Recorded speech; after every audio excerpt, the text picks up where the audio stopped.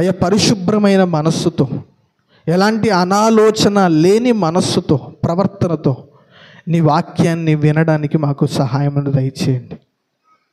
అయ్యా నీ వాక్యాన్ని ఈ సమయంలో మేము ధ్యానించుచుండగా దాన్ని అర్థం చేసుకునడానికి మీకు పరిశుద్ధాత్మని యొక్క సహాయాన్ని మాకు అనుగ్రహించమని వేడుకుంటూ నజరేయుడైన యేసుక్రీస్తు బలమైన నామమున ఈ ప్రార్థన అడిగి వేడుకుంటున్నాను మా కన్న తండ్రి, ఆమేన్. బైబిల్లో నుండి ఒక వచనాన్ని చదువుకొని మన వాక్య భాగంలోకి వెళ్దాం. ఒకసారి ఆదికాండము 17వ అధ్యాయము 1వ వచనాన్ని మనం చదువుదాం.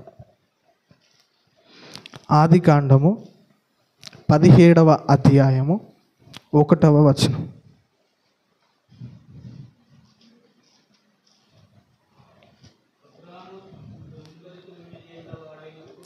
అబ్రహాము 99 ఏండ్ల వాడైనప్పుడు యెహోవా అతనికి ప్రత్యక్షమై, నేను సర్వశక్తి గల దేవుడను, నా సన్నిధిలో నడుచుచు నిందారహితుడవై ఉండుము.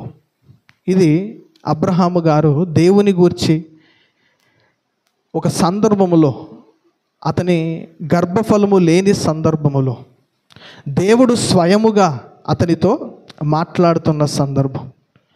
ఏంటి ఇక్కడ వివరణ అంటే, ఒక దేవుడు అబ్రహాముకి ప్రత్యక్షమైందంట. ఎవరు ప్రత్యక్షమయ్యారు? ఒక దేవుడు. ఆయన పేరు యెహోవా. ఆయనకు కొన్ని లక్షణాలు ఉన్నవి. మనం వాటి గురించే గత కొన్ని వారాల నుండి ధ్యానిస్తూ వస్తున్నాం. నిజమైన దేవునికి ఉండవలసిన లక్షణాలు, అందులో దాదాపు 7 లక్షణాలు మనం మాట్లాడుకున్నాం. ఈరోజున 8వ లక్షణముగా సర్వశక్తి గల దేవుడు. ఎవరు? దేవుడు ఎవరు? సర్వశక్తి గల దేవుడు. ఇక్కడ వాక్యం ఏమంటుందంటే, యెహోవా అతనికి ప్రత్యక్షమై ఈ మాట అంటుండంట. ఏ మాట అంటే, నేను సర్వశక్తి గల దేవుడను. దేవుడు ఆయన ఏమని వివరించుకుంటున్నాడు?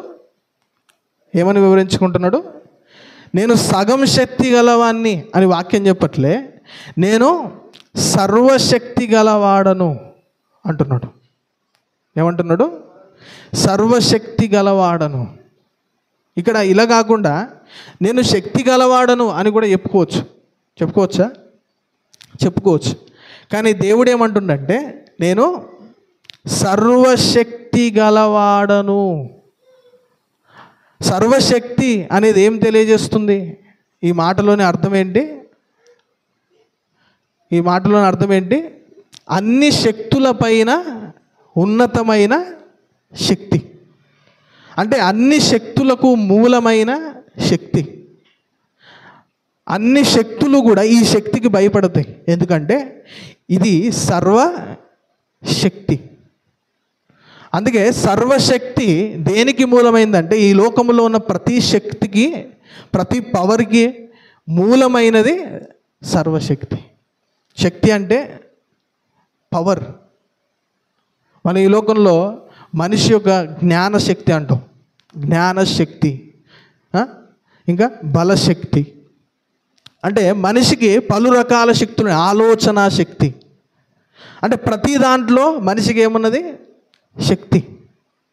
ఆలోచనలో మనిషి శక్తి ఉంది, జ్ఞానములో మనిషికి శక్తి ఉన్నది. అంటే ప్రతి దాంట్లో మనిషికి ఏమున్నది? శక్తి. కానీ సర్వశక్తి గలవాడు ఎవరు అంటే, ఈ శక్తులన్నిటికీ మూలం అంటే మనిషి జ్ఞానశక్తి అయినా, మనిషి ఆలోచన శక్తి అయినా, ఈ సృష్టిలోని ఏ శక్తి అయినా, అతి ప్రాముఖ్యంగా అపవాది శక్తి కూడా, అపవాది సాతాను అని మనం అనే ఆ దుష్ట శక్తి కూడా ఈ శక్తికి భయపడుతుంది. అందుకే యేసు ప్రభువుని చూడండి. యేసు ప్రభు ఒక దయ్యం పట్టిన వాని ముందు నిలబడితేనంట, ఆ దయ్యం పట్టిన వాడు ఏం చేశాడు? దూరము నుండి పరిగెత్తుకొని వచ్చి సాగిలపడి ఏమన్నాడంట? నీవు దేవుని కుమారుడవు. ఎవరంటారు? ఆ మనిషి అనట్లే, ఆ మనిషిలో ఉన్న దయ్యం.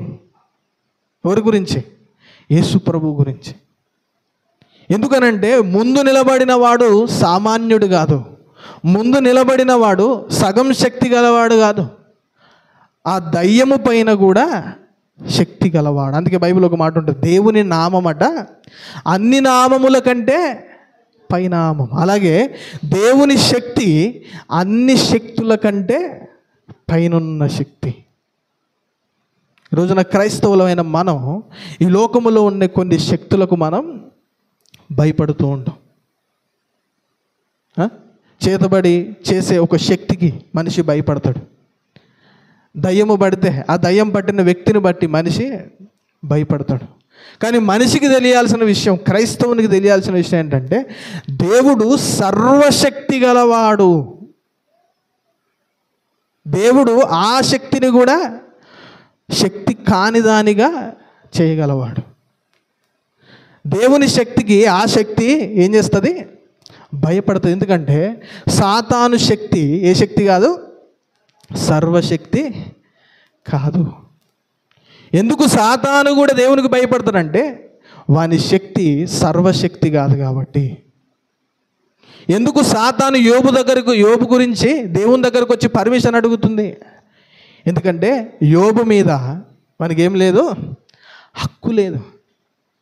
యోబు యొక్క కంచె పైన, అతను చుట్టూ వేసిన కంచె పైన అపవాదికి ఏమీ లేదు, శక్తి లేదు, హక్కు లేదు. అప్పుడు వచ్చి అడుగుతున్నట్ట, అతనికి శ్రమలు పెట్టడానికి నువ్వు నాకు అనుమతి ఇవ్వు అంటున్నట్ట.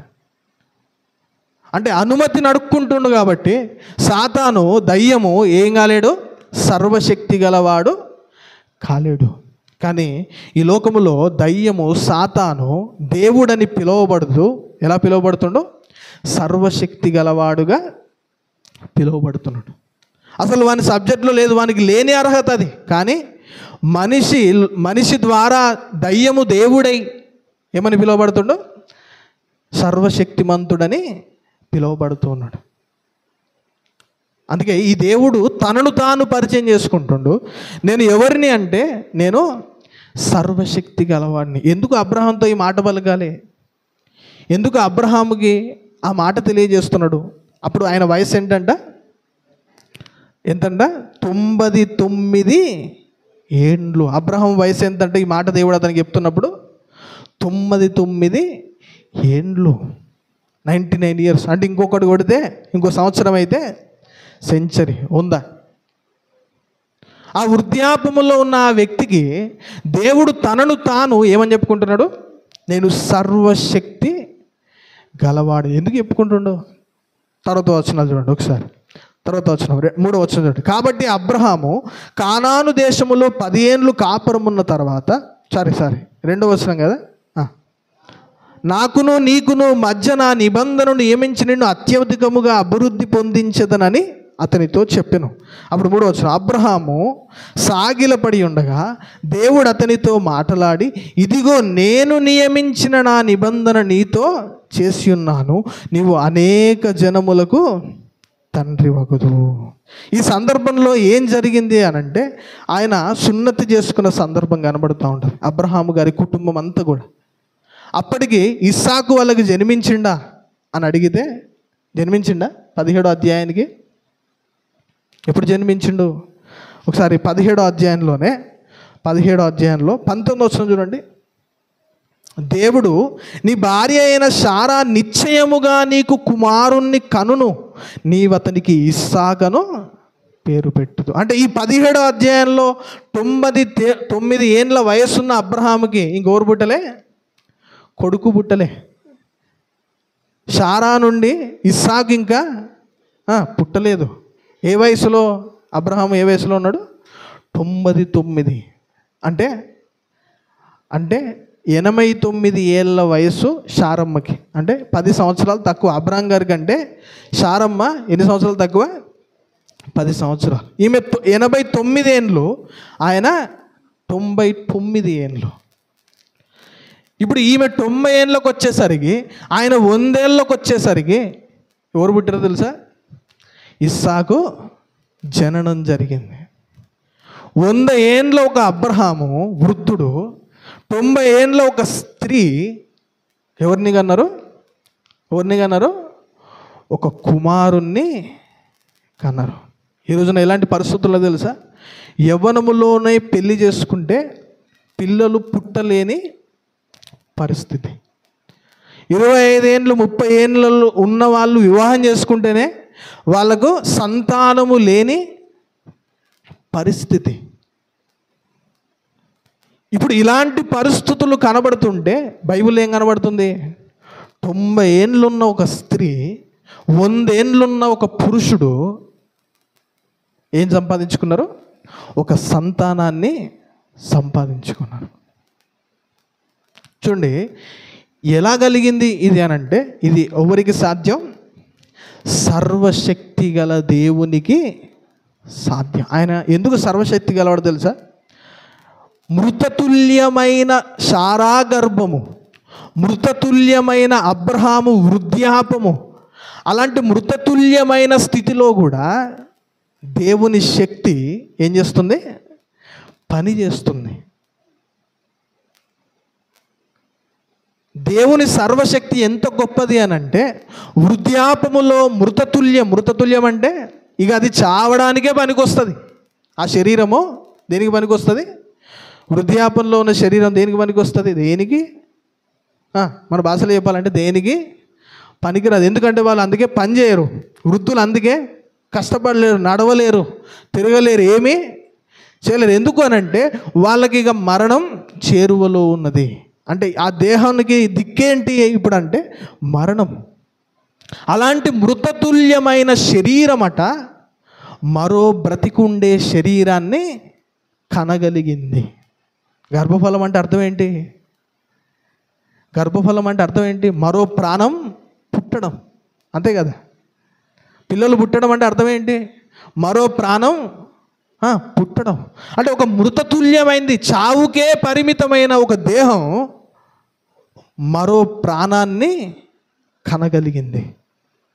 ఇంకా 100 ఏళ్ళు బ్రతకగలిగే ఒక శరీరాన్ని ఇవ్వగలిగింది. ఎలా సాధ్యం? అసలు ముఖ్యంగా ఏం కావాలో తెలుసా? ఒక స్త్రీ గర్భం దాల్చాలంటే తను పీల్చుకునే గాలి తనకు మాత్రమే సరిపోతే చాలదు. తన గర్భములో ఉండే శిశువుకు కూడా ఆ గాలి అందగలగాలి. ఒక స్త్రీ గర్భఫలం రావాలంటే, గర్భవతి అవ్వాలంటే తనకు కావలసిన అర్హతల్లో ఒక అర్హత ఏంటో తెలుసా? తన ఆక్సిజన్ ఏదైతే ఉందో ఆక్సిజన్ లెవెల్ తను మాత్రమే పీల్చుకొనగలిగి ఉండే స్థితి ఉంటే ఆమె గర్భం దాల్చలేదు. ఒకవేళ దాల్చినా ఆ కుమారుణ్ణి సంపాదించుకోలేదు. ఇప్పుడు ఏం కావాలి అని అంటే తను గాలి పీల్చుకోవాలి. తన గర్భములో పిండముగా ఎదుగుతున్న ఆ పిండానికి కూడా ఏమి ఇవ్వగలగాలి? గాలిని, ఆక్సిజన్ని ఇవ్వగలగాలి. ఇప్పుడు చూడండి, వృద్ధాపములో ఉన్న వాళ్ళు అసలు గాలి పీల్చుకోవడమే కష్టమా కాదా? కష్టం. అందుకే చూడండి, ఈ రోజున చాలామంది వృద్ధులు హాస్పిటల్లో వేస్తే వాళ్ళని బ్రతికించడానికి ఏం పెడతారు? ఆక్సిజన్ పెడతారు. మన బురుగుపల్లి లింగయ్య ఆ తాత కూడా చనిపోవడానికి గల కారణం ఆక్సిజన్ లేదు. ఆక్సిజన్ అందక, అంటే కిడ్నీలు ఫెయిల్ అయినాయి, బట్ ఆయనకు ఆక్సిజన్ కూడా సరిగ్గా అందక. అంటే చూడండి, ఒక ఆక్సిజన్, ఒక గాలి లోపలికి పోవడం అనేది ఒక నార్మల్ వ్యక్తికి అంత అవసరమైతే గర్భం దాల్చిన స్త్రీకి అది ఇంకెంత అవసరం. ఇప్పుడు చెప్పండి, శారమ్మ అలాంటి వృద్ధాపనలో ఎవరిని కన్నది? ఇస్సాకుని కన్నది. ఇది ఎవరి వలన సాధ్యం? సర్వశక్తి గల దేవుని వలన. మనం అర్థం చేసుకోవాలి, మన దేవుడు ఎంత శక్తి గలవాడు. అందుకే అబ్రాహాంతో అంటుండు, నమ్మిండా దీన్ని? మరి అబ్రాహాము నమ్మిండు కాబట్టే ఎవరిని చూసిండు? సంవత్సరానికి ఇస్సాకుని చూడగలిగాడు. అందుకే అంటుండు అబ్రాహాంతో, నేను సర్వశక్తి గల దేవుడను. ఈరోజు మనం నమ్మినమా మన దేవుడు సర్వశక్తి గలవాడని? ఈరోజు మనం విశ్వసించినమా మన దేవుడు సర్వశక్తి గలవాడని? మనం నమ్ముతున్నామా? ఒకవేళ మనం నమ్మితే మనం ఏం చేస్తాం? ఈ లోకములో ఉండే శక్తులకు, ఈ లోకములో ఉండే బలములకు, ఈ లోకములో ఉండే దుష్ట శక్తికి మనం ఏం చేయము? భయపడము. చెప్పడం. హల్లెలూయా. కాబట్టి జ్ఞాపకం చేసుకోండి, దేవుని శక్తి ఎంత శక్తో, ఎంత సర్వశక్తో మనం అర్థం చేసుకోవాలి. ఇంకొక వచనాన్ని చూసి మనం ముందుకెళ్దాం. ఇదే ఆదికాండములో 23వ అధ్యాయము చూడండి ఒకసారి.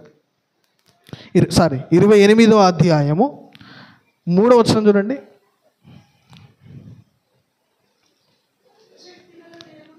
సర్వశక్తి గల దేవుడు నిన్ను ఆశీర్వదించి నీవు అనేక జనములగునట్లు నీకు సంతాన వృద్ధి కలుగజేశాడు. ఇక్కడ ఏమంటాడంటే, ఇంతకుముందుకేమో దేవుడు నీకు సంతానం ఇస్తాడు, ఇక్కడ మరి అదే విషయాన్ని తెలియజేస్తూ నీకు సంతానం కాదు, నీకు సంతాన వృద్ధి. అసలు పిల్లలు పుట్టడమే కష్టమైన పరిస్థితుల్లో ఉన్న అబ్రహాముకి ఏ వృద్ధి కలుగుతాయట? సంతాన వృద్ధి. ఎలా కలుగుతుంది? ఒక్క ఇస్సాకు.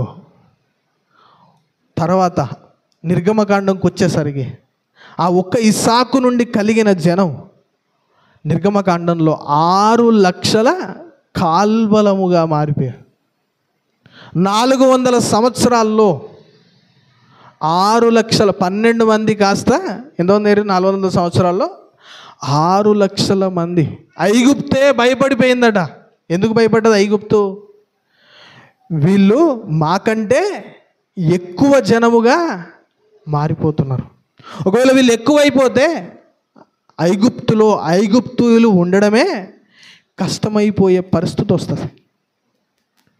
చూడండి, ఒక అబ్రహాములో నుండి, వృద్ధాపములో ఉన్న ఒక అబ్రహాములో నుండి కలిగిన ఈ జనం ఒక ఐగుప్తు దేశాన్నే ఏం చేసింది? భయపెట్టింది తన సంతాన అభివృద్ధి చేత. ఇది ఎవరు చేసిన కార్యం? సర్వశక్తి గల దేవుడు. ఇదే కాదు, 35వ అధ్యాయంలో కూడా ఇదే మాట మనకు కనబడుతుంది.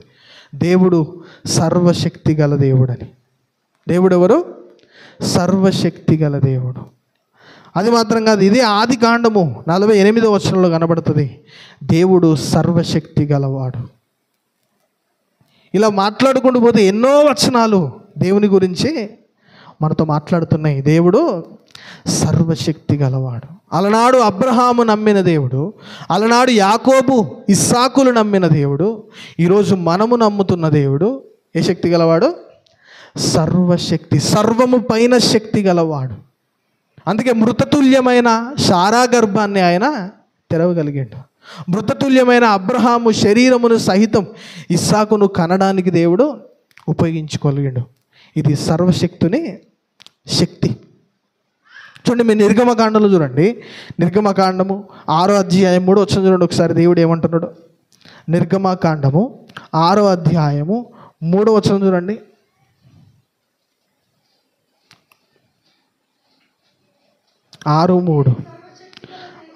ఇక్కడ చూడండి, నేను సర్వశక్తి గల దేవుడను పేరున అబ్రహాము ఇస్సాకు యాకోబులకు ప్రత్యక్షమైతిని.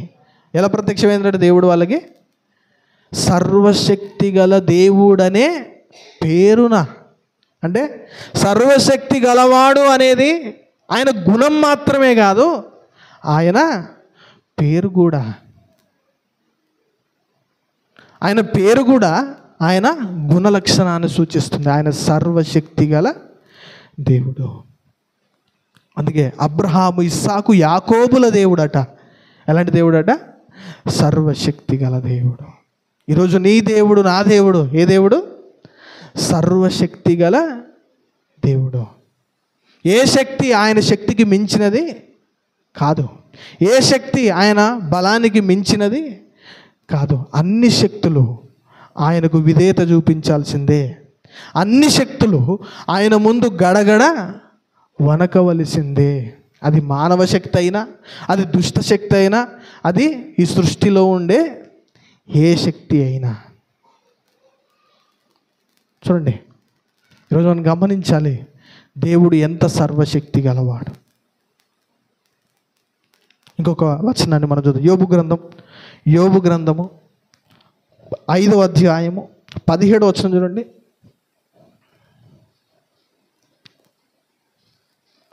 5వ అధ్యాయము 17వ వచనం.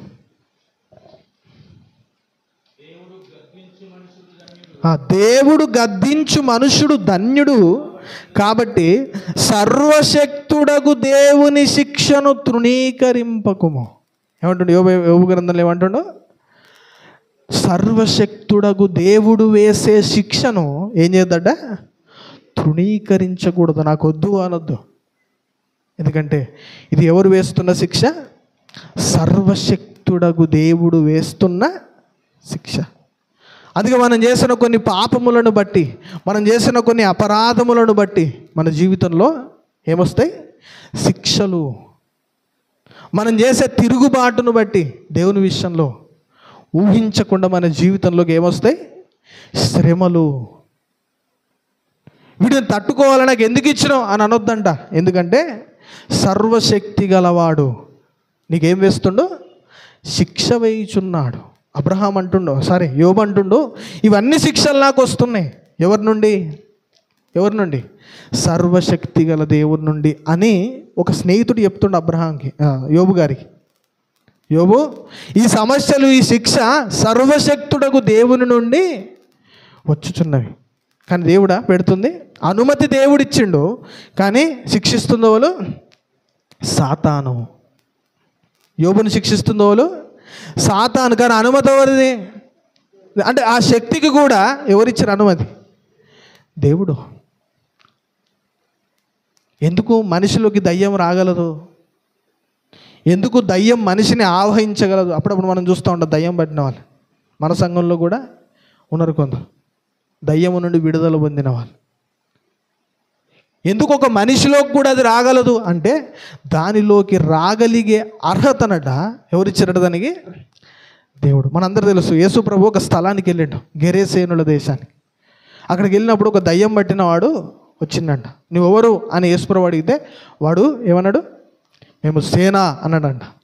అంటే మేము ఒక్కం కాదు, మేము ఒక గుంపు అన్నాడు. మేము ఒక వ్యూహం, మేము ఒక కమిటీ. అప్పుడు అన్నాడు,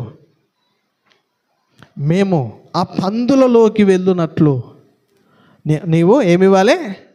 మాకు ఆజ్ఞనివ్వు, మాకు అర్హత ఇవ్వు, మాకు హక్కు ఇవ్వు. ఎక్కడికి వెళ్ళడానికి?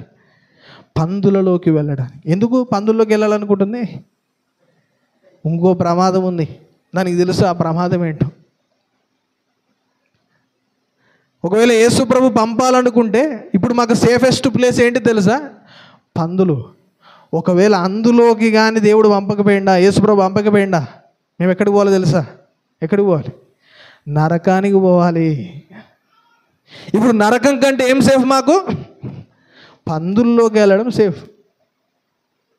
అందుకే బ్రతిమాలి వేడుకుంటున్నాయట. ఒక్కటి కాదు, అతనిలో ఉన్న సేన అనే ఆ దయ్యములు వేడుకుంటున్నాయి, అయ్యా మమ్మలను పందులలోకి పంపించు.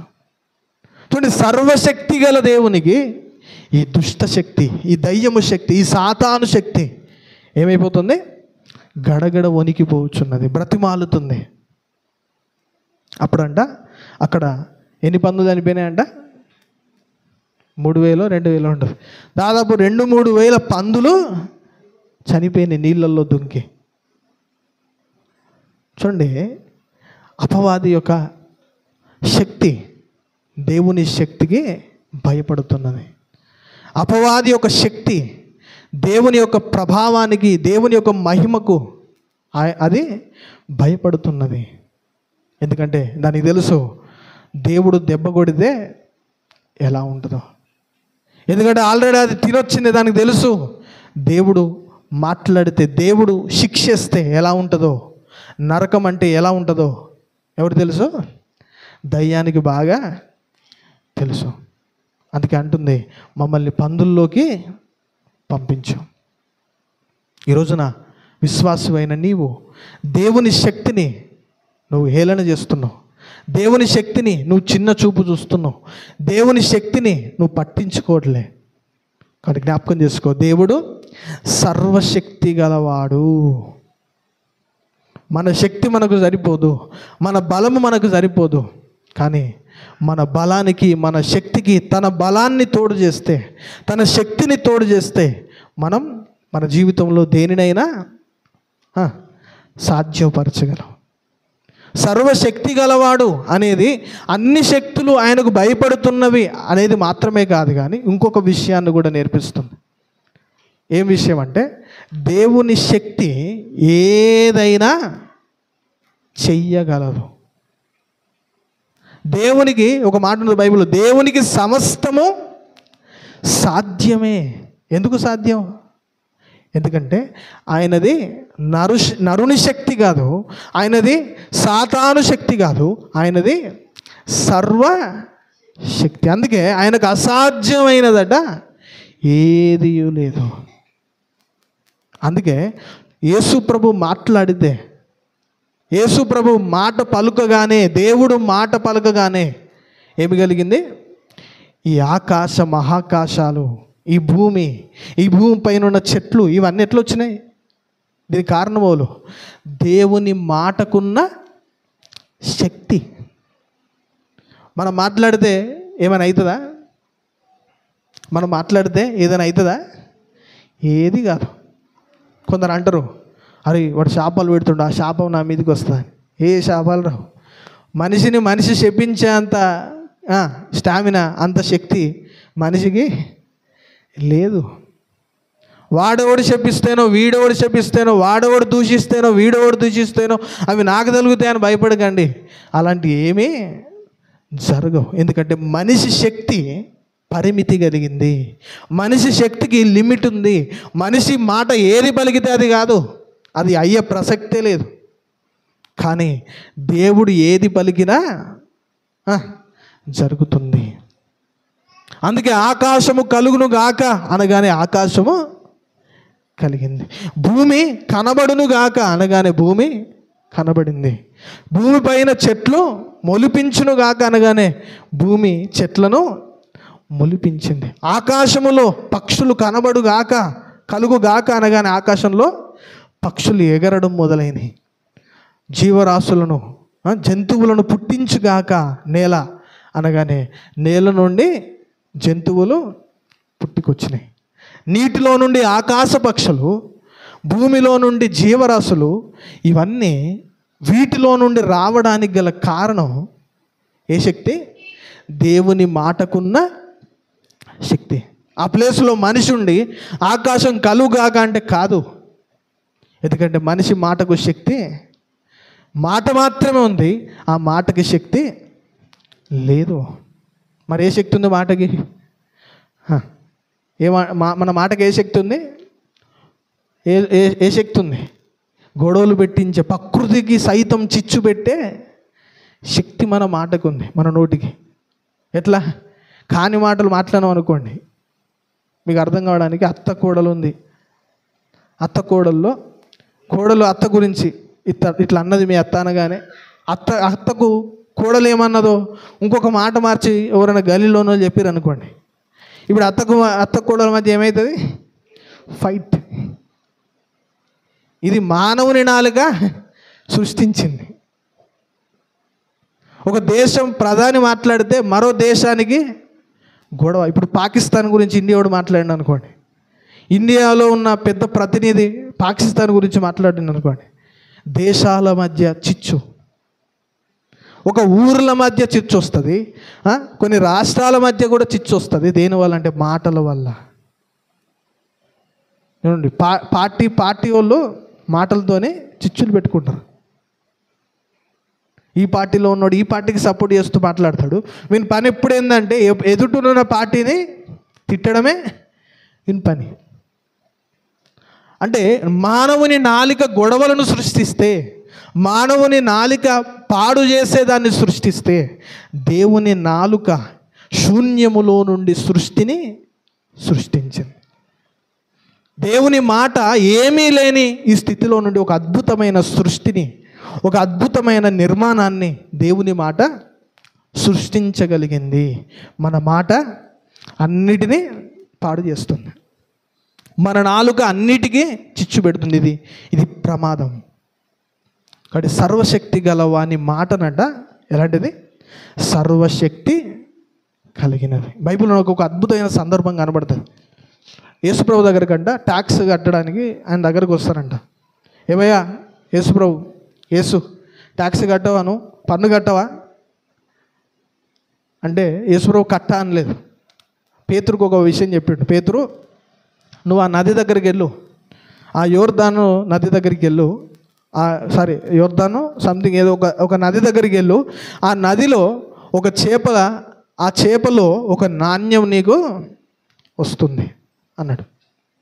ఏమన్నాడు యేసు ప్రభు పేతురుతోని? నువ్వు ఒక నది దగ్గరికి వెళ్ళు, అక్కడ ఒక చేప ఉంటుంది, ఆ చేపను పట్టుకుంటే ఆ చేపలో ఒక నాణ్యం. పేతురు వెళ్ళిండు, ఒక చేపను పట్టిండు, ఆ చేపలో ఏం దొరికింది? ఒక నాణ్యము దొరికింది. ఆ నాణ్యాన్ని పన్ను కట్టేవానికి చెల్లించారు. చూడండి, ఒక చేప ఉండడం ఏంది? ఆ చేప నోటిలో ఏమున్నది? ఒక నాణ్యం. అది కూడా ఏ నాణ్యమో తెలుసా? ఆ నాణ్యం ఎట్లా ఉట్టుగా నడవదు. ఇండియన్ కాయిన్ అక్కడ వెళ్తుందా? ఇక్కడ ఉండే నోటు, ఇక్కడ ఉండే కాయిన్ అక్కడ వెళ్తుందా?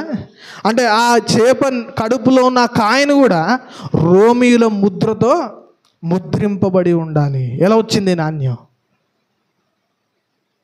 ఇది సర్వశక్తి గలవాడు చేసిన కార్యం, పని. ఇలాంటి కొన్ని విచిత్రమైన సందర్భాలు బైబిల్లో కనబడతాయి. యేసు ప్రభు దగ్గరకు ఒక స్త్రీ వస్తుంది. ఆమె 12 ఏళ్ల నుంచి ఒక రోగంతో బాధపడుతుంది, రక్తస్రావం. ఆమెకు నెలసరైన ప్రతి సమయంలో రక్తం ఎక్కువగా వెళ్తున్న ఆ సమయంలో ఒకనాడు యేసు ప్రభు 12 సంవత్సరాల తర్వాత యేసు ప్రభు దగ్గరికి ఆమె వచ్చినప్పుడు కేవలం ఆమె అనుకుంది ఏంటంటే, నేను ఆయన వస్త్రాన్ని ముట్టుకుంటే బాగైపోద్దా. ఇది ఆమె నమ్మకం. అది కూడా ఆమె ఎలా ముట్టుకోవడానికి ప్రయత్నం చేసిందంటే, నేను ముట్టుకున్నది ఎవరికీ తెలియద్దు. ఆ గుంపులో యేసు ప్రభుని ఒకవైపు ఒక వ్యక్తి తన కొడుకును స్వస్థపరచడానికి లాక్కెళ్తుండు, ఒకవైపు ఏమో ఈ స్త్రీ ఆయనను ముట్టడానికి ప్రయత్నం చేస్తుంది ఆ గుంపులో. అప్పుడు ఆ స్త్రీ ఆయన వస్త్రాన్ని తాకేసింది. అప్పుడు దేవునికి అర్థమైంది, నాలో నుండి ప్రభావము బయలు వెళ్ళిపోయెను. ఆ యొక్క స్త్రీ యొక్క రోగమును స్వస్థపరచడానికట యేసు ప్రభులో నుండి వెళ్ళిందట ఒక శక్తి, ఒక ప్రభావం బయలు వెళ్ళింది. తెలిసిపోయింది యేసు ప్రభుకి, ఎవరో నన్ను ముట్టుకున్నారు. అడిగినట శిష్యుని, ఎవరో నన్ను ముట్టుకున్నారంటే వాళ్ళు అనుకుంటారట, ఇంతమంది ఉన్నారు, ఇంతమందిలో ఎవరు నిన్ను ముట్టుకున్నారో మాకేం తెలుసు. లేదు, ఒక దానికోసం, నాలో నుండి ప్రభావం రావడం కోసం ఒకరు నన్ను ముట్టుకున్నారు. ఇది ఎవరికి తెలుసు? యేసు ప్రభుకు మాత్రమే తెలుసు.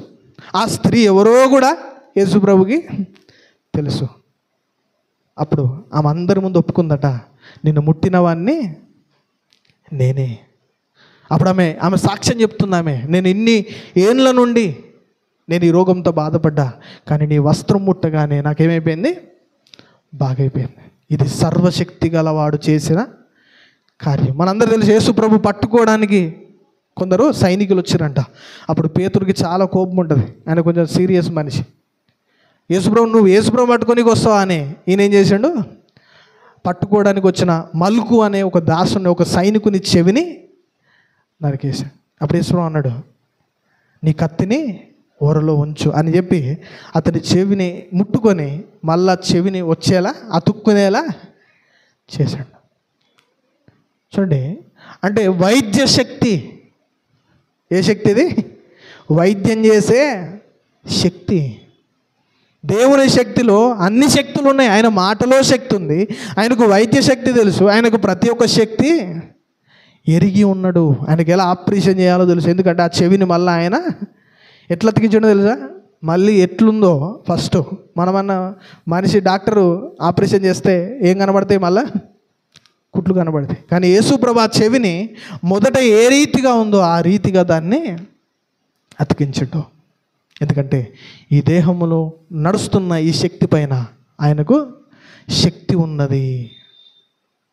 చూడండి, ఆయన దగ్గరికి పక్షవాయువు గలవాన్ని తీసుకొచ్చారు. కేవలం ఒకే మాట అన్నాడు, నువ్వు లేచి ఆయనను ముట్టుకోలే, ఆయనను తాకలే, ఏం చేయలే, ఒకటే మాట అన్నాడు, నువ్వు లేచినాడు. లేచి నడిచిన వాడు ఎవరు తెలుసా? ఒక పక్షవాయువు గలవాడు, కదలలేని స్థితిలో ఉన్నాడు, లేచి నడిచేశాడు. ఇవి కాదు, ఇంకెన్ని చూస్తామంటే కొత్త నిబంధనలో అనేకమైన సూచక క్రియలు, అద్భుతాలు. మనందరూ తెలుసు, లాజరు చనిపోయిండు, 4 రోజులు అవుతుంది, శవం కుళ్ళిపోతుంది, వాసన కొడుతుంది లోపల అని అనుకుంటారు బయట వాళ్ళు. యేసుప్రభు సమాధి దగ్గరికి వచ్చిండు, లాజరు బయటకి రా అన్నాడు. యేసుప్రభు మాట శబ్దం వినగానే చచ్చిన శవం కూడా మరలా ప్రాణం పోసుకొని బయటికి తిరిగి వచ్చింది. ఇది ఎలా సాధ్యం? ఇది సర్వశక్తి గలవానికి సాధ్యం. దేవుడు సర్వము సాధ్యం చేస్తాడు, కానీ ఆ సర్వము ఇల్లాజికల్గా ఉండదు, లాజిక్ లేకుండా ఉండదు, జోకులాగా ఉండదు. ఆయన చేసిన ప్రతీది కూడా లాజిక్తో కూడుకున్నదే ఉంటుంది. దేవుడు సమస్తం చేస్తాడంటే జోకులు కూడా ఆయనకు ఆపాదించొద్దు, కామెడీని ఆయనకు ఆపాదించొద్దు. కాబట్టి సమస్తమును చెయ్యగలిగిన వాడు లాజికల్గా చేస్తాడు. ఇది ఎలా అవుతుంది అనేదానికి లాజిక్ చెప్తాడు. ఆయన ఈ పాయింట్ ఆఫ్ వ్యూలో ఇలా అవుతుంది. సమాధానము లేని కార్యాలు చేయడు, సమాధానముతో కార్యాలు చేస్తాడు. కాబట్టి ఈరోజున ఇలాంటి కొన్ని సందర్భాలు సర్వశక్తి గలవాడని చెప్పి దేవుణ్ణి కేవలం అద్భుతాలకే, దేవుణ్ణి కేవలం స్వస్థతలకే, దేవుణ్ణి కేవలం ఏం చేస్తారా దేవుడు అంటే నీ రోగం తీసేస్తాడు, నీ క్యాన్సర్ గడ్డ తీసేస్తాడు, నీ కంటి తీసేస్తాడు, నీ కిడ్నీల రాళ్ళు తీసేస్తాడు. సో వీటికే పరిమితం చేశారు ఏ శక్తిని? దేవుని శక్తిని. కానీ ఇది ప్రమాదం. కేవలం దానికి పరిమితమైనదే దేవుని శక్తి కాదని గమనించాలి. కానీ అది మాత్రం కాదు, మనందరూ తెలుసు యేసుప్రభుల వారు ఒకసారి శిష్యుల్ని పంపించేసిండంట, మీరు వెళ్ళండి నేను వస్తాను. వీళ్ళు దాదాపు దరికి చేరుకుంటురా ఒడ్డు దగ్గరికి వస్తున్న సమయంలో మళ్ళీ ఎవరో ఆ చీకట్లో నీటిపైన నడుస్తూ వస్తున్నారంట. వీళ్ళు అనుకున్నారంట, ఈడోళ్ళరా బాబు నీళ్ళ మీద నడుస్తుండు, వీడు పెద్ద భూతమేమో, వీడు పెద్ద దయ్యమేమో, ఎట్లరా నీళ్ళ మీద, సముద్రంలో, అది కూడా సముద్రంలో నీటిపైన ఎలా నడుస్తుండు, వీడు ఖచ్చితంగా భూతమే, వీడు ఖచ్చితంగా దయ్యమే అన్నారంట. అప్పుడు చెప్పిండంట, నేను ఎవరినో కాదు, నేనే యేసుని, నేను యేసునిరా బాబు. అప్పుడు పేతురు అన్నంట, లేదు లేదు నువ్వు యేసుగా, నువ్వు దయ్యం, అయితే నువ్వు యేసువే అని రుజువు కావాలంటే నేను కూడా నీలాగా నడవాలన్నాడంట పేతురు. సరే ఇప్పుడు నన్ను యేసునని నమ్మాలంటే నువ్వు నడవాలి కదా, నడువు అన్నాడంట. నడుస్తూ నడుస్తూ నడుస్తూ ఒక అడుగు వేసిండు, 2 అడుగు వేసిండు, 3 అడుగు వేయగానే చుట్టూ ప్రళయాన్ని చూసిన, అలలను చూసిన పేతురు గుండె అదిరిపోయింది, ఒకేసారి నీటిలో మునిగిపోయాడు. ఎందుకంటే లోపల విశ్వాసం లోపించింది. 2 అడుగులు వేసే వరకు వచ్చిన విశ్వాసం 3వ అడుగులో అలను చూసి, పక్కనున్న ఆ అలజడిని చూసి గుండెలో ఉన్న విశ్వాసం అలా పోయింది. అది అలా పోగానే ఆయన ఇలా పడిపోయాడు. అప్పుడు అన్నాడంట, అయ్యో నన్ను రక్షించు రక్షించు రక్షించు నీళ్ళ. అప్పుడు ఏం చేసిండు యేసుప్రభు, నేనే వస్తున్నానని మళ్ళీ ఎలానసు కూడా వచ్చిండు. నీటిపైననే పేతురు దగ్గర నడుచుకుంటూ వస్తూ, చూడండి ఆ సీన్ ఎట్లా చూడండి, నీటిలో పడిన ఒక వ్యక్తిని నీటిపైన నిలబడిన యేసు ఎలా పైకి లేపగలిగిండు. ఇది ఒక కొండ అనుకుందాం. ఇక్కడ ఒక వ్యక్తి ఊగులాడుతుండే దీన్ని పట్టుకొని, నేను ఇతన్ని బయటకు తీసుకురావాలంటే నేను దేని సపోర్ట్తో తీసుకురావాలి? ఇక్కడున్న సపోర్ట్. ఇప్పుడు నీటిలో పడిన పేతురును నీటిపైన ఉన్న యేసు ప్రభు ఎలా లేపగలిగిండు? ఆయన నీటిని సపోర్టుగా మార్చుకున్నాడు. మనకు తెలుసు, ఐగుప్తులు నుండి బయటకు వచ్చిన ఇశ్రాయేలీలు ఏం చేసిండు? ఎర్ర సముద్రాన్ని 2 పాయలుగా చేసినాడు. ఆ సముద్రాన్ని తన పాద స్థలంగా చేసుకోలేడా? సముద్రంలోనే మార్గాన్ని ఏర్పరిచినాడు, సముద్రాన్నే తనకు నడిచే స్థలముగా మార్చుకున్నాడు. ఇది ఎవరు అనంటే ఇది సర్వశక్తి గలవాడు చేస్తున్న కార్యం. చూడండి, నీటిపైన కనబడుతున్న ఆయన శక్తి. ఒక సీన్ క్రియేట్ చేశాడు. నేను ఈ మధ్యలో ఒక వీడియో చూసిన, ఆయన నీళ్ళ మీద ఎట్లా నడిచిండంటే, అది నిజమో కాదో కానీ అలా జరుగుండదు. ఎందుకంటే బైబిల్ ఏం చెప్తుందంటే, ఆయన నీటి మీదనే నడిచిండు అని చెప్తుంది. కానీ ఒక సీన్ క్రియేట్ చేశారు. ఇప్పుడు మొత్తం ఏ వచ్చింది కదా, మనం ఏమి రాస్తే దాని గురించి ఒక వీడియో అదే తయారు చేసి ఇస్తుంది. వీళ్ళు ఏమి రాశారు, ఒక విషయం రాశారు. అప్పుడు సీన్ వస్తుంది. ఏం సీన్ అంటే, యేసు ప్రభు నడుస్తూ ఉన్నాడు నీళ్ళ మీద.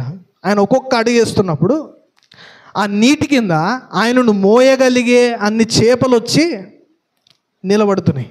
ఆ నిలబడగానే ఆ చేపల మీద ఒక్కొక్క అడుగు వేస్తున్న కొద్దీ మళ్ళీ అక్కడో గుంపు, ఇంకొక అడుగు వేస్తున్న కొద్దీ మళ్ళీ అక్కడొక గుంపు, అలా చేపల గుంపులు వచ్చి ఆయన నడిపిస్తున్నట్లుగా చూపించారు సీన్. అలా జరిగి ఉండదు. కానీ ఆయన స్వయంగా డైరెక్ట్గానే దేని మీద నడిచిండు? నీటి మీద నడిచిండు. ఇది వాక్యం చెప్తున్న సత్యం. కాబట్టి చేపలను నడిపించి నడవగలిగే అంత శక్తి లోపం కలిగిన వాడు కాదు యేసుక్రీస్తు. నీటిని కూడా ఆయన తను నడవగలిగే స్థలముగా మార్చుకోగలడు. ఇది ఆయన శక్తి. చూడండి, నీటిలో మనం నిలబడగలమా? అస్సలు కాని పని, మనకు కాని పని, కానీ దేవునికి అయిన పని. అది మాత్రం కాదు, శిష్యులందరూ దోణిలో వెళ్తున్నప్పుడు అంట హఠాత్తుగా యేసుప్రభు పడుకొని ఉన్నాడంట, మంచి హాయిగా రెస్ట్ తీసుకుంటాడు. పొద్దునంతా సువార్త చేసిన పడుకున్నాడు. హఠాత్తుగా అలలన్నీ చుట్టుముట్టేసినాయి, నీళ్ళన్నీ దోణిలోకి వచ్చేస్తున్నాయి. ఇక కొద్దిసేపు అయితే దోణె మునిగే స్థితి. అప్పుడు యేసుప్రభుని, అయ్యా యేసయ్యా, నీకు చింత లేదా? నువ్వు ఇంత హాయిగా పడుకున్నావు. ఒకవైపు ఏమో చుట్టూ అలలు నిండుకున్నాయి, నీళ్ళు ఎందులో ఓడలో నిండిపోయినాయి, నువ్వు ఎలా హాయిగా పడుకున్నావు అన్నాడంట. అప్పుడు యేసు ఏమన్నాడు?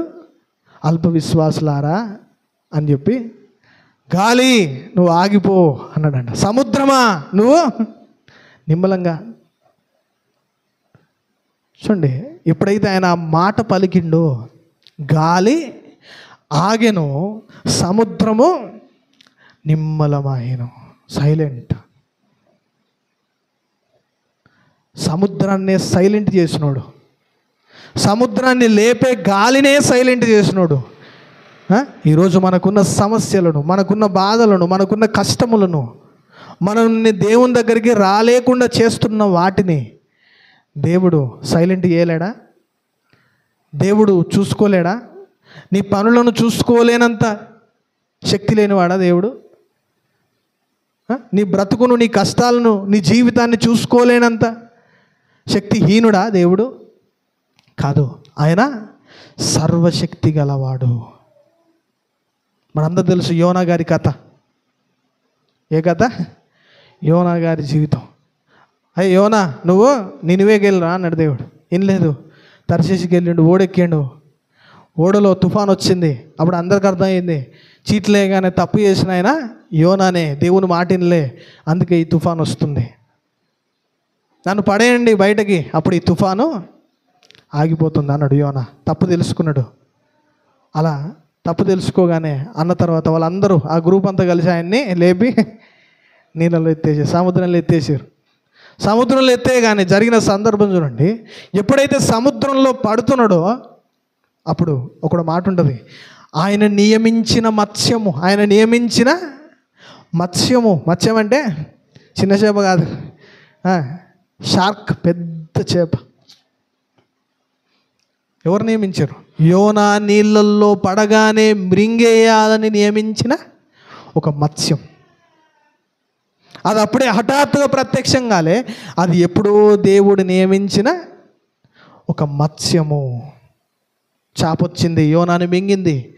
3 రోజులు కడుపులో బుద్ధొచ్చేదాకా, ప్రార్థన చేసి బుద్ధొచ్చేదాకా చాప తనను తినకుండా కడుపులో అలా ఉంచుకుంది. ఎలా సాధ్యం? ఒక చాప కడుపులో నరుడు 3 రోజులు ఉండడం ఎలా సాధ్యం? ఇది నరునికి అసాధ్యం, కానీ దేవునికి సాధ్యం. ఆయన చాప కడుపులో కూడా తన శక్తిని చూపించే శక్తి గలవాడు. అప్పుడు అన్నాడు, చాప, మత్స్యమా, నువ్వు యోనాను ఒడ్డున వదిలే. చెప్పినట్టుగా ఆ నినివే ఒడ్డున యోనా గారిని కక్కేసి వెళ్ళిపోయింది చాప. మనిషి అరే నీ పాపం కక్కరా అంటే మనిషి పాపమే. నువ్వు చేస్తున్న షెడ్ కక్కేరా అంటే కక్కమ్మను. తనలో ఉన్న యోనాని కక్కి వెళ్ళిపోయింది. ఎంత పెద్ద పని చేసింది చేప. నీటిలో ఉండే ఒక మత్స్యం ఎలా దేవుని మాట విన్నది? ఎందుకంటే దానికి తెలుసు, నన్ను సృజించిన వాడు సర్వశక్తి గలవాడు.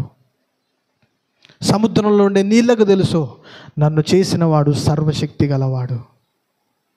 కానీ మనిషికి తెలియదు, మన దేవుడు సర్వశక్తి గలవాడని. అందుకే దేవుడు అంటాడు, మీరు పక్షులను చూడండి రా, అవి ఎంత టెన్షన్ లేకుండా, ఏ లొల్లి లేకుండా, ఏ బాధ లేకుండా ఎలా బ్రతుకుతున్నాయో. పక్షులను చూడు, ఆకాశ పక్షులను చూడుడి. అవి విత్తవు, నీలాగా వ్యవసాయం చేస్తాయా? చెయ్యయి. కోయవు, అంటే నీలాగా పంట కోస్తాయా? కొయ్యవు. కానీ అవి ఎలాగున్నాయంట? ఎలాగున్నాయి? ఆకాశ పక్షులను చూడుడి, అవి విత్తవు, కోయవు, అయినను వాటికి ఏమి లేదు, చింత లేదు. No tension. మనిషి జీవితమే టెన్షన్. మనిషి లైఫే టెన్షన్. ఎందుకు? నీకు సర్వశక్తి గల దేవుడు తెలియదు, కానీ పక్షులకు తెలుసు సర్వశక్తి గల దేవుడు. వాటికి దేవుడు ఏ సమయమున ఆహారం అందాలో ఆ సమయమున ఆహారము అందించే దేవుడు. మనం విన్నాం, సింహములు సహితం ఎటువైపు చూస్తున్నాయట? దేవుని చేతి వైపు చూస్తున్నాయి. చూడండి, మనం మనుషుల చేతులను చూస్తాం. మనకు ఆడిస్తాడు, ఈడిస్తాడు, ఆ బంధువులు ఇస్తారు, ఈ బంధువులు ఇస్తారని చూస్తాం. మన అప్పుల్లో బాధల్లో ఉంటే వాడోడో వీడోడో సాయం చేస్తామని మనుషుల హస్తాల వైపు చూస్తాం. ఒక ధైర్యము కలిగిన సింహమట ఆకాశమందున్న దేవుని వైపు చూస్తుందట తన ఆహారం కోసం. అందుకే సింహాల గుహలో ఉన్న దానియేలుని అవి ఏమీ చేయలేదు. ఎందుకంటే వాడికి తెలుసు, మా ఆహారం దేవుని చేతిలో ఉన్నది. కాబట్టి జ్ఞాపకం చేసుకుందాం, దేవుని యొక్క శక్తి ఎంత ప్రభావం కలిగిందో మనం ఆలోచిద్దాం. ఎప్పుడైనా మనం వేసిన పంట ఒక చెట్టుగా మొలుస్తున్నప్పుడు, అరే ఇది ఎలా మొలుస్తుంది? ఇది దేవుని శక్తి కదా, దేవుని ప్రభావం. నేను ఒక విత్తనాన్నే విత్తినా, కానీ ఆ విత్తనమే ఏమిచ్చింది? కొన్ని ఫలాలని ఎలా ఇవ్వగలిగింది? ఇది దేవుని శక్తి. నేను ఒక సంచి బస్తా వేస్తే నాకు కొన్ని సంచుల, ఒక సంచి వస్తే ఎట్లుండు? సీన్ వేరే ఉండు. కానీ ఒక సంచి వేసినందుకు దేవుడు సంచుల బస్తాలను ఇచ్చిండు. ఇది దేవుని శక్తి. చూడండి, మనందరూ తెలుసు, ఒక పిల్లోడు అంట యేసుప్రభు దగ్గరికి 5 రొట్టెలు 2 చేపలు. 5 రొట్టెలు 2 చేపలు వాళ్ళ అమ్మ చేసి తినరా అని పంపించింది. అతనితో దాచుకోకుండా, అతను కూడా తినకుండా, యేసుప్రభు అడుగుతున్నాడు అని తెలవగానే ఆ ఆహారాన్ని ఒక శిష్యునికి ఇవ్వగానే, ఆ బాలుడు ఒక శిష్యునికి ఇవ్వగానే ఆ శిష్యుడు దాన్ని యేసుప్రభు తీసుకెళ్ళాడు. ఆ వ్యక్తికి మాత్రమే, ఆ బాలుకి మాత్రమే సరిపోవలసిన 5 రొట్టెలు 5,000 మందికి ఆహారముగా మార్చబడ్డాయి. ఆ బాలునికి మాత్రమే సరిపోయే 2 చేపలు తనకంటే పెద్ద వయస్సులో ఉన్న 5,000 మంది ఆకలిని తీర్చింది. ఇది దేవుని శక్తి. ఇదే అంటే అది అంత అయిపోయిన తర్వాత ఒక సీన్ కనబడుతుంది, శిష్యులారా మిగిలినవన్నీ ఎత్తేయండి. ఎత్తగానే మిగిలిన గంపలు 12. ఇది దేవుని శక్తి. ఈ రోజుకి నేను చెప్తా, విశ్వాసులు ఎందుకు అప్పుల్లో ఉంటారో తెలుసా? విశ్వాసకి ఎందుకు డబ్బుల విషయంలో సరి అయిన లోపం ఉందో తెలుసా? ఎందుకు డబ్బులు ఉండని స్థితి, ఎందుకు అప్పులు చేసే స్థితికి విశ్వాసులు దిగజారుతో తెలుసా? మనం దేవుని కోసం ఖర్చు చేయక, మనం దేవుని చేతిలో మన ధనాన్ని పెట్టక, మనం దేవునికి కొన్ని అప్పగించక, అది మన బ్రతుకైనా. ఒక 5 రొట్టెలు 2 చేపలు దేవుని చేతిలో పడితేనట అవి ఎలా మర్చిపోయినాయట? అవి 5,000 మందికి ఆహారం ఎట్లా పాసిబుల్? ఇది ఎట్లా పాసిబుల్? ఎట్లా అవుతుంది? ఒక 5,000 మందికి భోజనం చేయాలంటే తయారు చేయాలంటే ఎన్ని తిప్పలు పడాలో తెలుసు నీకు. అది కూడా వెజ్ కాదు, ఏంటిది అది, నాన్ వెజ్. చేపలకు సర్వశక్తుడగు దేవుని చేతిలో ఉంచాలి. కాబట్టి మనకున్న వాటిని, మనము కలిగిన వాటిని, ముఖ్యంగా మన బ్రతుకే, మన లైఫ్ మన దేవుని చేతిలో పెట్టట్లే. మన సర్వశక్తుడకు దేవుడు చూసుకుంటాడులే అని మన జీవితం ఆయనకు వదలట్లే, విడిచిపెట్టట్లే ఆయనకి. అందుకే ఇంకా మనకు బాధలు ఉన్నాయి, మనకి ఇంకా ఈ లోకంలో చింత, ఈ లోకంలో ఇంకా అప్పులు ఉన్నాయనే బాధ. ఒకవేళ నీ జీవితాన్ని దేవుని చేతిలో పెడితే, సర్వశక్తి గల దేవునికి నువ్వు ఇవ్వగలిగితే, నీ జీవితాన్ని ఆయన ఆశీర్వాదముగా మార్చగలడు. చూడండి, జ్ఞాపకం చేసుకుందాం. దేవుని శక్తి మనకు కనబడుతుంది. ఇంతవరకు మనం విన్న దేవుడు ఎన్ని కార్యాలు చేసిండు, ఎన్ని అద్భుత కార్యాలు, ఎన్ని అద్భుతమైన క్రియలు ఆయనలో కనబడుతున్నాయి. దేవునికి ఒక ఆయన అన్నాడు ఇట్లా, దేవునికి ఇంగ్లీష్ వచ్చా అన్నాడు. ఏమొచ్చా దేవునికి? దేవునికి ఇంగ్లీష్ వచ్చా, దేవునికి తెలుగు వచ్చా, దేవునికి ఉర్దూ వచ్చా? దేవునికి అన్నీ వచ్చు. భాషలకే దేవుడు ఏమై ఉన్నాడు? మూలమై ఉన్నాడు. ఈరోజు మనం ఈ భాష మాట్లాడుతున్నాం అంటే, ఈ మాటలు మాట్లాడుతున్నంటే ఈ భాషకు మూలం దేవుడు. అలనాడు బబులోను దగ్గర జరిగింది ఏంటి? వాళ్ళు అనుకున్నారు మేము ఒక గోపురాన్ని కట్టేయాలి. అప్పుడు దేవుడు ఏం చేశాడట? ఒకరి మాటలు ఒకరికి అర్థం కాకుండా వాళ్ళ భాషను మార్చేసాడు. అప్పుడు పుట్టుకొచ్చినాయి భాషలు. ఎవరు పుట్టించారు భాషల్ని? దేవుడే. భాషలకు మూలం దేవుడు. అందుకే చెప్తాం, దేవుడు సర్వశక్తి గలవాడు. దేవునికి తెలుగే కాదు, దేవునికి ఇంగ్లీషే కాదు, దేవునికి అన్ని భాషలు వస్తాయి. అందుకే నువ్వు ఏ భాషలో ప్రార్థన చేసినా ఎవరు వింటారు? దేవుడు వింటాడు. ఏ భాషోడు ప్రార్థన చేసినా దేవుడు ఆలకిస్తాడు. ఎందుకంటే నీ భాషలన్నీ దేవునికి అర్థమవుతాయి. భాష లేని పశువు భాషనే ఎవరికి అర్థమవుతుంది? దేవునికి అర్థమవుతుంది. భాష లేని పక్షుల భాషనే ఎవరికి అర్థమవుతుంది? పదాలు లేవు, అక్షరాలు లేవు, మాట లేదు, ఏవీ లేని వాటి భాషనే దేవునికి అర్థమైతే, ఈ రోజున భాషలున్న మన స్థితి, మన భాషలన్నిటికీ కూడా దేవుడే మూలమని మనం గ్రహించాలి. దేవునికి రాదంటూ ఏది లేదు. దేవుని శక్తి ఇది చెయ్యలేదు అనడానికి ఏది లేదు. కానీ ఒకటి ఉంది, అదేంటో తెలుసా?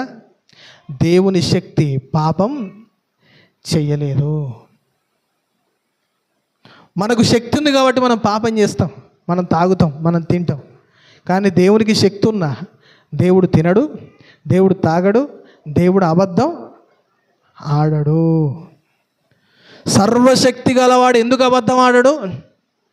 ఆయన్నే కదా, ఆయన అడిగేటవాడు ఇవ్వలేడు కదా, అబద్ధం ఆడొచ్చు కదా. ఇప్పుడు నేను అబద్ధం ఆడితే నన్ను ఇంకోళ్ళు అడుగుతారు కాబట్టి నేను అబద్ధం ఆడొద్దు. ఇప్పుడు దేవుడే అబద్ధం ఆడితే ఆయన అడిగేటోళ్ళు ఉన్నారా?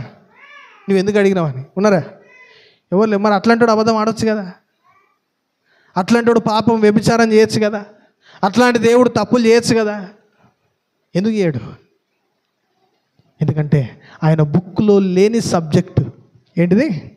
పాపం. ఆయన గుణాలలో లేని గుణం పాప గుణం.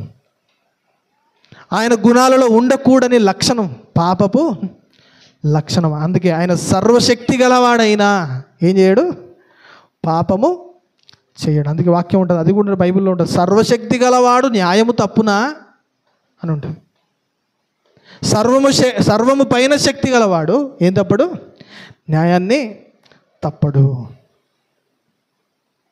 కాబట్టి ఈ రోజున అధికారులు చూడండి, ఊరు మీద అధికారం ఇస్తుంది వాళ్ళ సర్పంచ్కి. ఇక వాడు చేసేటి అన్నీ దోచుకోవడమే. ఒక రాష్ట్రం పైన అధికారం ఇస్తే చాలు, సీఎం ఏం చేస్తాడు? ప్రజలను దోచుకోవడమే. ఒక ప్రైమ్ మినిస్టర్గా హక్కిస్తే చాలు, ప్రజలు దోచుకోవడమే. అంటే అధికారం అయినా కొద్దీ ఏం చేస్తారు వీళ్ళు? ప్రజల్ని దోచుకోవడం ఎక్కువైపోతుంది. కానీ సర్వాధికారి అయిన దేవుడు, సర్వశక్తి గల దేవుడు ఎప్పుడు కూడా పాపము చెయ్యలేదు.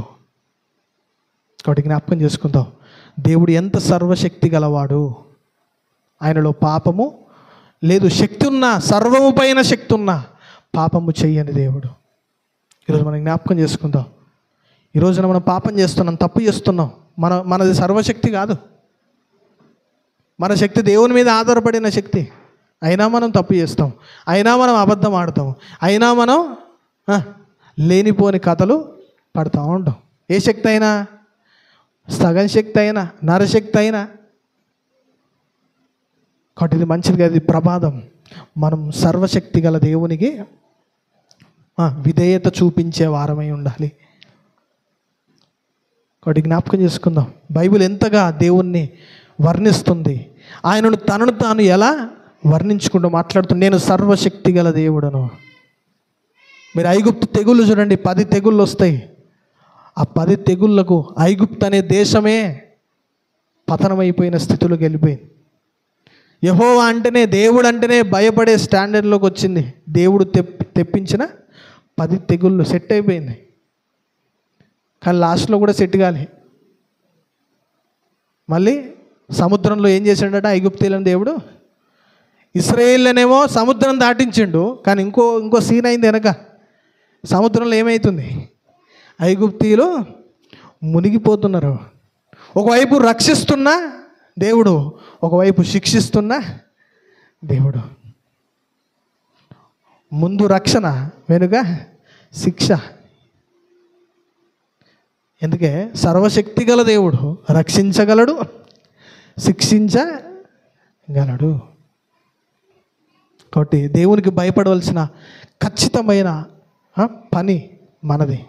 ఎందుకంటే మన శక్తికి మించినది దేవుని శక్తి అని, మన బలానికి మించినది దేవుని బలమని మనం గమనించాలి, గ్రహించాలి. మనందరూ తెలుసు సంసోను ఎంత బలవంతుడో. ఆ బలవంతుడు కూడా ఒకరోజు బలమంతా కోల్పోయిండు. మళ్ళీ అయ్యా దేవా అని కాళ్ళు పట్టుకుంటే అప్పుడు వచ్చింది బలం. చూడండి, మనిషిని కూడా బలవంతుడిగా, శక్తిమంతుడిగా దేవుడు పుట్టిస్తాడు. కానీ అక్కడ కూడా సీన్ చేస్తే దేవుడు ఆ శక్తిని తీసుకునే సర్వశక్తి గల దేవుడు ఆయన. అందుకే ఈ రోజున మనం అడగాలి, మన శక్తికి కారణం దేవుడు, మన బలానికి కారణం దేవుడు. అందుకే మన బలము పైన, మన శక్తి పైన మనం ఆధారపడకూడదు. నిన్న విన్న వాక్యం అది, నేను రాత్రి రాని వాళ్ళు వచ్చిన వాళ్ళకి తెలుసు. కాబట్టి దేవుడు సర్వశక్తి గలవాడు అనే విషయంలో ఇంకొక ఆపోజిట్ నెగిటివ్ ఒక పాయింట్ ఉంది. దాన్ని మాట్లాడుకొని మనం ముగించుకుందాం. ఈ సర్వశక్తి గలవాడు ఒక రోజున నరరూపిగా ఈ లోకానికి వచ్చినప్పుడు శక్తిహీనుడిగా కనబడుతున్న పరిస్థితి. ఈ సర్వశక్తి గలవాడు ఆ సిలువ పైన వేలాడుతున్నప్పుడు అందరు అంటున్నారట, ఆ సిలువ ముందు దారిలో వెళ్తున్న వాళ్ళు అందరూ అంటున్నారంట, ఏమని? నిన్ను నీవు రక్షించుకొని మమ్మల్ని కూడా సిలువ పైన పక్కన దొంగ ఏమన్నాడంట? నిన్ను ఫస్ట్ రక్షించుకో, తర్వాత నన్ను రక్షించు. దారిలో పోయేటోళ్ళు అంటున్నారంట, ఏమని? వీడినే రక్షించుకోలేకపోతుండు, వీడు మమ్మల్ని రక్షించగలడా? ఈరోజు క్రైస్తవులను కూడా అదే అడుగుతారు కదా లోకం. ఈ ప్రశ్న ఇప్పుడేం అడిగింది కాదు. ఇప్పుడు అంటారు 3 మేకులు తీసుకోలే నేను రక్షిస్తాడా? ఇది ఇప్పుడన్న మాట కాదు, ఇది ఎప్పుడో యేసుప్రభు సిలువేస్తున్నప్పుడు, ఆయన కళ్ళ ముందు పోతున్న ఆయన బ్రతుకున్నప్పుడే పలికిన మాటలు. నిన్నే రక్షించుకోలేని నీవు మమ్మల్ని రక్షిస్తావా అని అప్పుడే పలికిరు. కానీ నిజంగానే ఆయన ఇప్పుడు ఆయనను రక్షించుకోలేడు. ఎందుకంటే అక్కడ నిన్ను రక్షించాల్సిన పని ఉన్నది. ఇప్పుడు నా రక్షణ కంటే ఏది అవసరం? నీ రక్షణ అవసరం. అరే బాబు, నేను సిలువలో మరణిస్తేనే మీకేముంది? రక్షణ. ఆయన సిలువలో చేసిందే ఏ కార్యం? రక్షణ కార్యం. ఆయన సిలువలో మరణించిందే ఈ మానవాళికి పాపము నుండి, నరకము నుండి రక్షించడానికి. కాబట్టి జ్ఞాపకం చేసుకుందాం, ఒక సర్వశక్తి గలవాడు శక్తిహీనుడిగా, శక్తి లేనివాడిగా ఈ లోకానికి వచ్చిన వాడిగా ఉన్నాడు. మనందరూ తెలుసు, అందరు నన్ను పట్టుకోవడానికి వస్తున్నారు అని అనుకుంటున్న సమయంలో యేసుప్రభు అంటాడు, ఒకవేళ నేను నా తండ్రికి ఆజ్ఞాపిస్తే 12,000 వ్యూహముల కంటే ఎక్కువైన దేవదూతలను నా కొరకు నా తండ్రి పంపడా? ఇప్పుడే నేను దేవుణ్ణి అడిగితే నా తండ్రి ఏం చేస్తాడు? నా కోసం 12 వ్యూహాల దేవదూతలని పంపిస్తాడు. నాకంత సీన్ లేదనుకుంటున్నావా పేతురు అన్నాడు పేతురుతో. కాబట్టి జ్ఞాపకం చేసుకోండి, దేవుడు సర్వశక్తి గలవాడైనా ఈ లోకానికి ఎలా వచ్చిండు? శక్తిహీనుడిగా నీ కోసం నా కోసం ఈ లోకములో అడుగుపెట్టిన వాడిగా ఉన్నాడు. ఒక బలవంతుడైన దేవుడు ఆ సిలువలో బలహీనుడిగా మారిపోయాడు. ఒక సర్వశక్తి గల దేవుడు శక్తిహీనుడిగా ఆ సిలువ పైన వేలాడుతున్నాడు. అవును, మనం అనుకోవచ్చు అక్కడ శక్తి లేని యేసు ప్రభు కనబడుతున్నాడని. కాదు, అక్కడ తన ప్రాణమును సహితం పెట్టి రక్షించే శక్తి గల దేవుడు కనబడుతున్నాడు. తన ప్రాణమును సహితం లెక్క చేయకుండా మనిషి కోసం ప్రాణం పెట్టిన శక్తి గల దేవుడు. మరణానికి భయపడిన ఈ ప్రపంచానికి, ఈ లోకానికి, మరణానికి ఎదురు తిరిగిన సర్వశక్తి గల దేవుడు ఎక్కడ కనబడుతుండు? ఆ సిలువ పైన. ఆయనకు తెలుసు నాకు కొరడా దెబ్బలు పడబోతున్నాయి. ఆయనకు తెలుసు నాకు ముండ్ల కిరీటం పెడతారు. ఆయనకు తెలుసు నా వీపు పైన రక్తము కారేంత, నా నరాలు తెగేంత కొరడా దెబ్బలు నన్ను కొడతారు. ఐ నో, బట్ కానీ ఇప్పుడు నా రక్షణ కంటే దేవుని ప్రజలైన ఈ లోకము రక్షణ ఎంతో అవసరమై ఉన్నది. ఇప్పుడు నేను ఒక్కని సేఫ్గా ఈ సిలువ మీద నుండి ఈ సిలువ శిక్షను తప్పించుకోవడం కంటే ఈ ప్రపంచమంతా నరక శిక్షను తప్పించుకోవడం ఎంతో అవసరం. ఈ సిలువ శిక్ష కొద్దిసేపట్లో అయిపోతుంది, కానీ నరక శిక్ష కొద్దిసేపట్లో అయిపోయేది కాదు. అది యుగ యుగాలు కాలుతున్న మంట, అది యుగ యుగాలు ఆరని అగ్ని. అక్కడ ఆ శిక్షను తప్పించుకోవడానికి ఇక్కడ ఈ సిలువ శిక్షను భరించడానికి నేను శక్తిహీనుడిగా మారిపోయినా.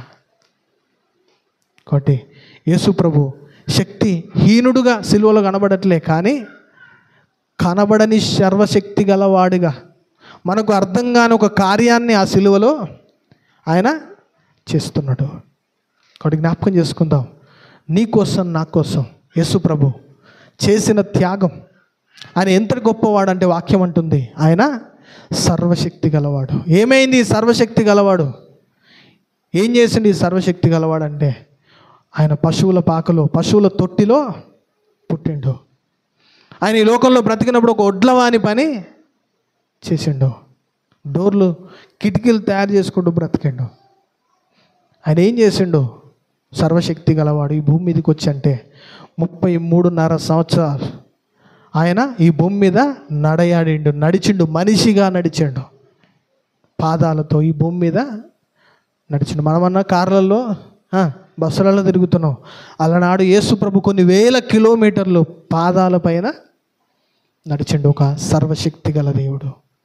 మనందరూ తెలుసు, ఒక సర్వశక్తి గల దేవుడు 12 మంది శిష్యుల పాదాలు కడిగిండు.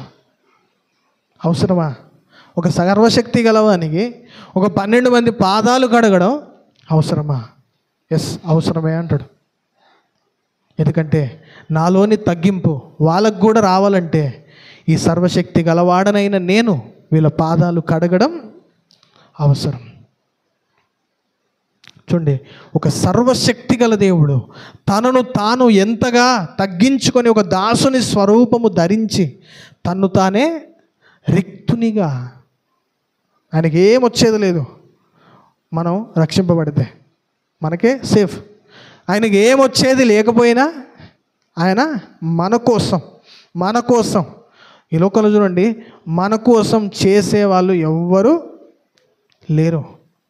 మనం చాలాసార్లు మన ఇంటి వాళ్ళపైన ఆశ పెట్టుకుంటాం. ఈ రోజున కన్న కొడుకులే వృద్ధాపనకి వచ్చేసరికి ఏం చేస్తారు? తల్లిదండ్రుల్ని పట్టించుకోలు.